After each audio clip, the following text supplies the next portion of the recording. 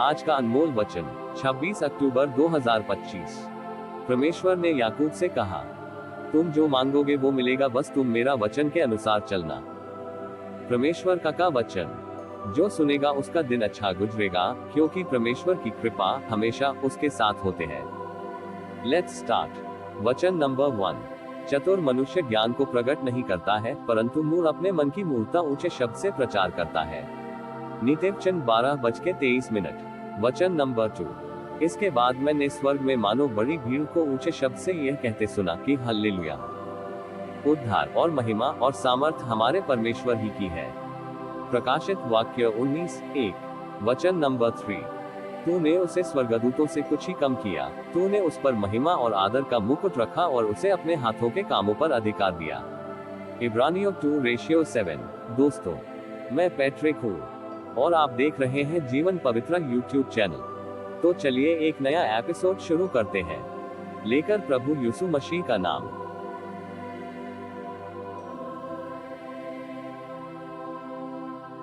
तब हम मुड़कर बाशान के मार्ग से चले और बाशान का ओग नाम राजा अपनी सारी सेना समेत हमारा सामना करने को निकल आया कि अद्रेई में युद्ध करे। तब यहोवा ने मुझसे कहा, उससे मत डर, क्योंकि मैं उसको सारी सेना और देश समेत तेरे हाथ में किए देता हूँ, और जैसा तूने हेशबोन के निवासी एमोरियों के राजा सीहोन से किया है वैसा ही उससे भी करना।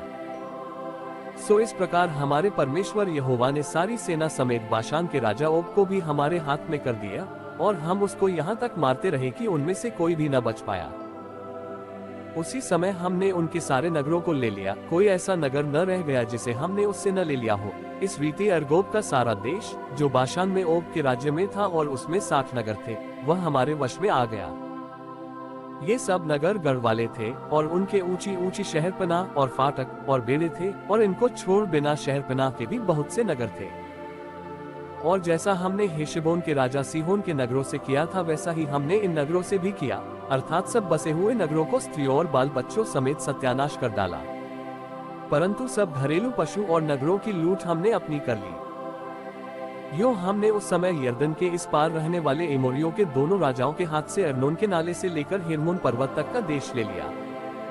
हेर्मोन को सीदोनी लोग सिरयोन और एमोरी लोग सनीर कहते हैं। समथर देश के सब नगर और सारा गिलाद और सल्का और एर्देई तक जो ओग के राज्य के नगर थे, सारा बाशान हमारे वश में आ गया। जो रपाई रह गए थे उनमें से केवल बाशान का राजा ओग रह गया था। उसकी चारपाई जो लोहे की है वह तो अम्मोनियों के रब्बा नगर में पड़ी है। साधारण पुरुष के हाथ के हिसाब से उसकी लंबाई 9 हाथ की और चौड़ाई 4 हाथ की है। जो देश हमने उस समय अपने अधिकार में ले लिया वह ये है, अर्थात अर्नोन के नाले के किनारे वाले अरोए नगर से ले सब नगरों समेत गिलाद के पहाड़ी देश का आधा भाग, जिसे मैंने रूबेनियों और गादियों को दे दिया, और गिलाद का बचा हुआ भाग, और सारा बाशान अर्थात अर्गोब का सारा देश जो ओग के राज्य में था, इन्हें मैंने मनश्शे के आधे गोत्र को दे दिया।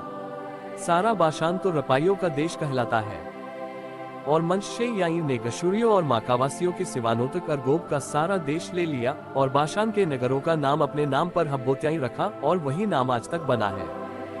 और मैंने गिलाद देश माकीर को दे दिया, और रूबेनियों और गादियों को मैंने गिलाद से ले अर्नोन के नाले तक का देश दे दिया, अर्थात उस नाले का बीच उनका सिवाना ठहराया, और यब्बोक नदी तक जो अम्मोनियों का सिवाना है, और किन्नेरेत से ले पिसगा की सलामी के नीचे के अराबा के ताल तक जो खारा ताल भी कहलाता है।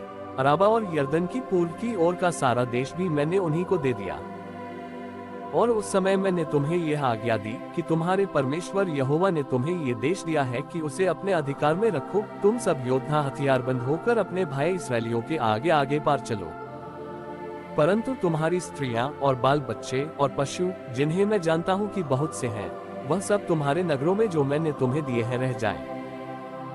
और जब यहोवा तुम्हारे भाइयों को वैसा विश्राम दे जैसा कि उसने तुमको दिया है, और वे उस देश के अधिकारी हो जाए जो तुम्हारा परमेश्वर यहोवा उन्हें यर्दन पार देता है, तब तुम भी अपने अपने अधिकार की भूमि पर जो मैंने तुम्हें दी है लौटोगे।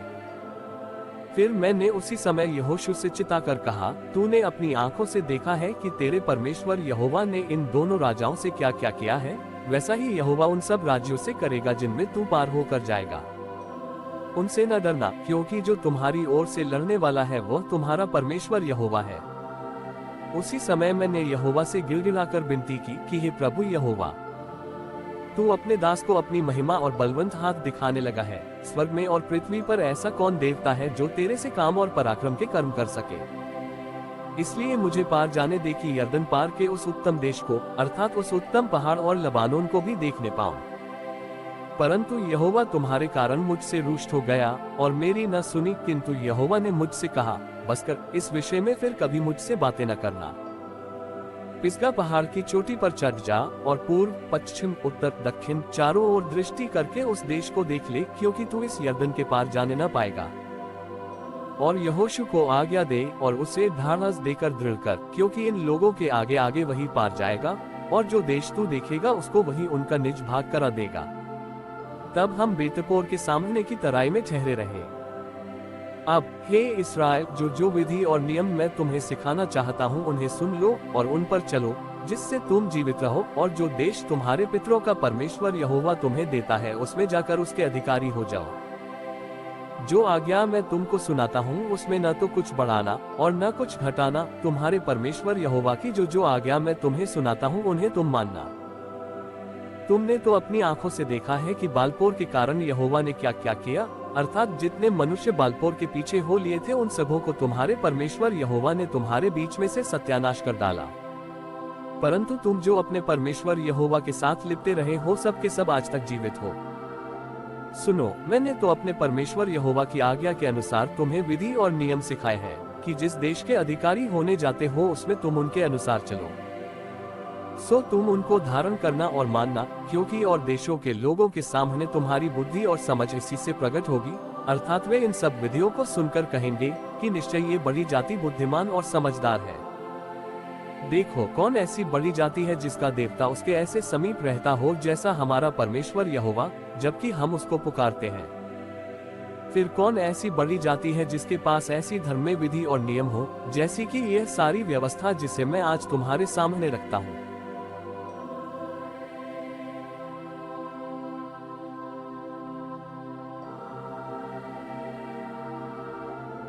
अगर आपको ये अनमोल वचन अच्छा लगा तो आप हमारे YouTube चैनल को लाइक करें, शेयर करें और सब्सक्राइब जरूर करें, ताकि आपके लिए हम रोज ऐसे ही वचन लेकर आते रहेंगे।